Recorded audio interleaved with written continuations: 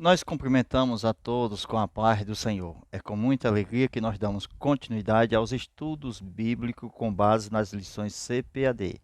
Estamos estudando a Escola Bíblica Dominical. Na sequência de estudos, estudaremos lição 13, a penúltima lição deste último trimestre de 2023. O nosso tema de hoje, o propósito de missões. Textuário, porque se anuncio o Evangelho, não tenho de que me gloriar, pois me é imposta esta obrigação, e ai de mim se não anunciar o Evangelho. Verdade prática, pregar o Evangelho a toda criatura não é uma opção, mas uma imposição divina. Estudaremos com base no texto bíblico, a leitura bíblica em classe, Apocalipse capítulo 5, versículo 9 ao 14, e estudaremos os tópicos a seguir. Primeiro tópico, o alvo da obra missionária, e último tópico, número 2, pregar o evangelho, a responsabilidade de todo cristão. Agora vamos para o nosso comentário da nossa lição de hoje, nosso subsídio. Veja no textuário. A pregação e o discipulado, evangelismo e missões. Sempre fará parte da instituição da igreja da atualidade. A igreja não pode perder o foco da qual ela foi chamada. Entendeu? Para qual propósito a igreja nasceu? Para pregar as boas novas. Qual foi o propósito que Jesus veio ao mundo? Salvar os pecadores. E se nós somos os pecadores e nos convertemos e nos arrependemos, então, por intermédio de nós, o Senhor Jesus, em nós, também quer salvar as pessoas por meio da pregação da palavra de Deus. Então, a pregação do Evangelho é a maior instituição da igreja. É a ordem fundamental de Cristo. O Senhor disse, ide por todo o mundo, pregai o evangelho a toda criatura. Quem crê e for batizado será salvo, porém quem não crê será condenado. Agora, percebe-se esta ordem fundamental de Cristo no ide e no pregai. Cada pessoa ganha para Cristo é a manifestação da obediência à ordem do ide de Jesus. Se eu ganho pessoas para Cristo, é porque estou cumprindo o ide de Jesus. Amém? O discipulado é a segunda, veja aí, destas instituições. Se eu tenho a pregação e tenho o discipulado. Interessante que com a pregação tem a salvação das almas. Com a salvação das almas tem o batismo nas águas. E com certeza, salvação e batismo, quem crê e for batizado, então ele agora é discipulado, torna-se um discípulo, será ensinado por um homem de Deus ou uma mulher de Deus, seja em qualquer lugar. Observa-se, veja aí, pregar e fazer discípulo em todas as nações, levando as pessoas até o átrio. A pregação do Evangelho leva as pessoas à mensagem salvífica da cruz. O átrio do tabernáculo de Moisés representa exatamente a morte de Cristo na cruz. E se nós cremos em Cristo, estamos no átrio. Entendeu? Porque no átrio tem o sacrifício, naquele tempo de Moisés, dos animais. Mas agora o átrio é a cruz do Calvário. Nós estamos pregando a porta do tabernáculo. Então veja, para o lugar santo, depois que saímos do átrio, nós entramos no lugar santo, ok? E assim nós vamos participar da mesa do Senhor, comendo dos pães e bebendo do cálice. Veja que o lugar santo nos leva para o Santíssimo, que é onde está a presença de Deus, mediante a arca da aliança. Então eu tenho Jesus no meu coração por intermédio da cruz do Calvário, participe da ceia do Senhor regularmente, porque quando eu faço isso, eu faço em memória dele, até que ele venha, e assim sinto a sua presença, porque estou no santíssimo lugar. É onde está a presença de Deus. Antes ela vinha em forma de nuvem e agora ela vem de uma forma pessoal. Ela vem para dentro de nós. Jesus disse: aquele que me ama e guarda as minhas palavras, eu e o Pai viemos e faremos nele morada. Então, a salvação pela pregação da mensagem do altar do holocausto à cruz e o batismo representando aquela bacia de cobre, de bronze, aquelas águas na bacia de bronze, de cobre do tabernáculo, na entrada, depois do altar de holocausto, né? A gente chama de holocausto, mas é o altar de sacrifício. Então, quando você passa pelo altar de sacrifício, nós temos a bacia. E aquela bacia de cobre cheia de água que servia para o lavabo dos sacerdotes, para se limpar, né, para purificar, representa o batismo nas águas e o nosso discipulado. As pessoas que vivem em sinceridade, elas vão ter a oportunidade de aceitar a salvação em vida eterna. Todas as pessoas que vivem em sinceridade, Deus lhe dá a oportunidade. Deus deu a oportunidade a Cornélio, a Filipe, Deus deu a oportunidade a Saulo.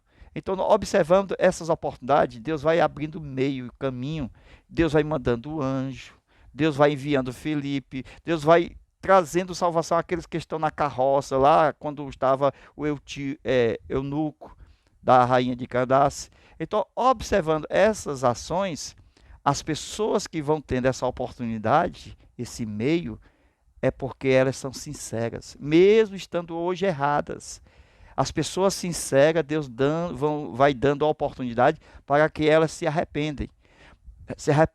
Mas é preciso elas crerem, é preciso elas aceitarem, porque a salvação vem pela fé, vem pela graça, vem pelo sangue de Jesus. Então, as pessoas que vivem em sinceridade terão a oportunidade para aceitar a salvação em vida eterna, mesmo que estejam longe de um local propício para ouvirem do Evangelho de Cristo. As pessoas que terão oportunidades terão que crer no Evangelho para serem salvas. Terão um meio e uma oportunidade para serem salvas, mas depende de cada uma que ouve o Evangelho.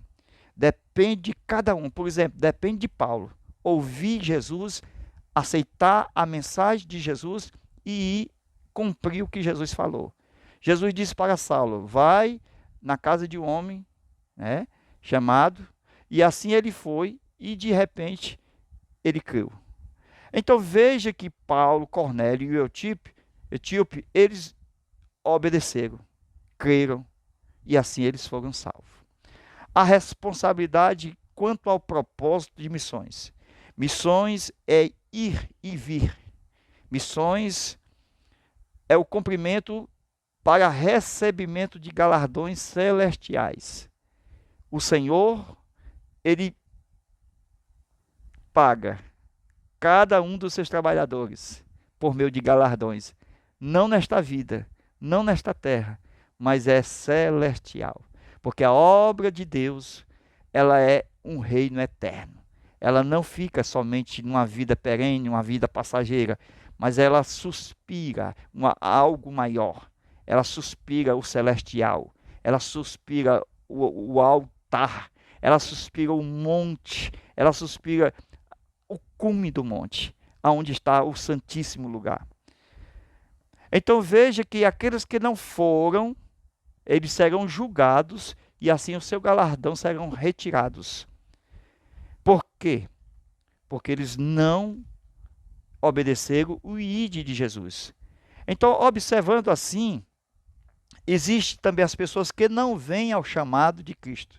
E essas pessoas que não vêm ao chamado de Cristo, elas também serão julgadas. E uma dos exemplos de julgamento para essas pessoas que não vêm ao Evangelho de Cristo é exatamente a rainha de Sabá.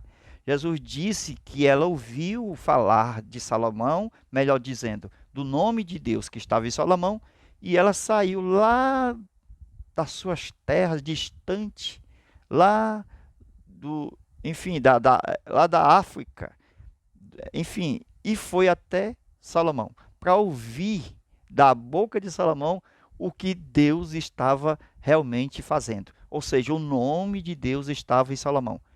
E assim ela foi lá. Da mesma forma que nós temos a obrigação de ir, as pessoas também têm a obrigação de vir. Porque Jesus disse: vinde a mim, mas também disse: ide por todo mundo. Então é o ir e o vir. Glória a Deus. Jesus disse que a rainha de Sabá julgará os que ouviram do Evangelho e não vieram. Jesus julgará a igreja quanto à sua recompensa, ou não. Depende se ele crer, ok? E se ele for. É importantíssimo esta parte. Paulo disse que pregar o Evangelho é uma necessidade imposta sobre ele.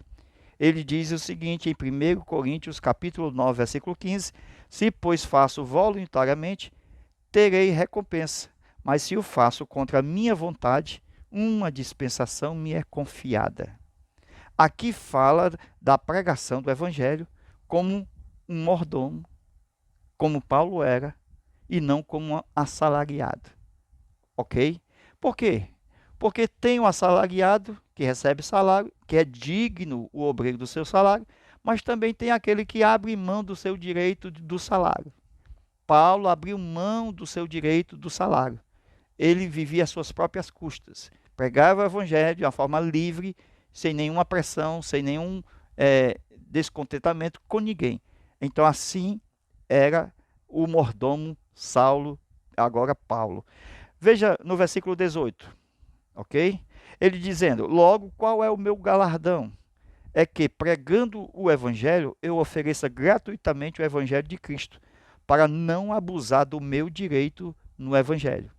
Ele poderia até mesmo usar do direito que é propício, que é legal, certo?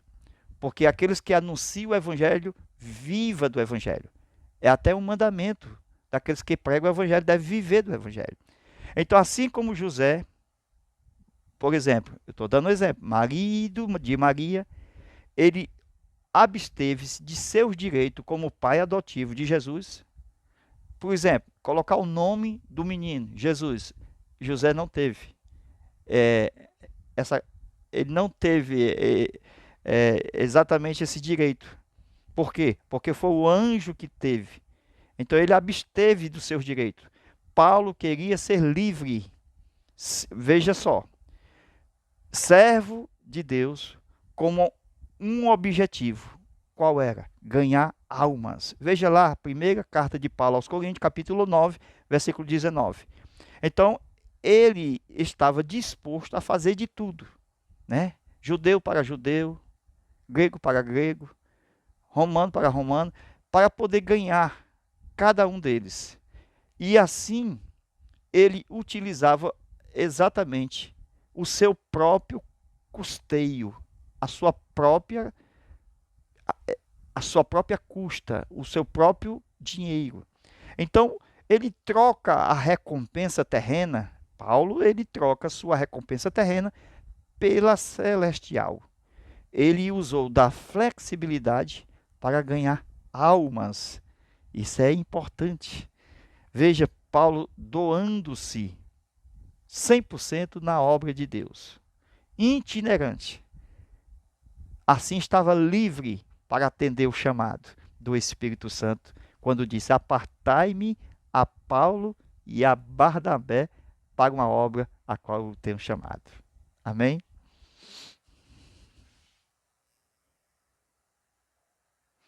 Nós vamos fazer uma nova aula, que é chamada aula extra, é a nossa parte 2. E você pode adquirir no nosso WhatsApp. Você entre em contato conosco no 85, o DDD 991 28 12 60. Pede o link Aperta e abre o vídeo e assiste aí, na tela do seu celular. Deus abençoe e Deus te guarde. A paz de nosso Senhor e até a nossa próxima aula, se assim Deus quiser. Amém.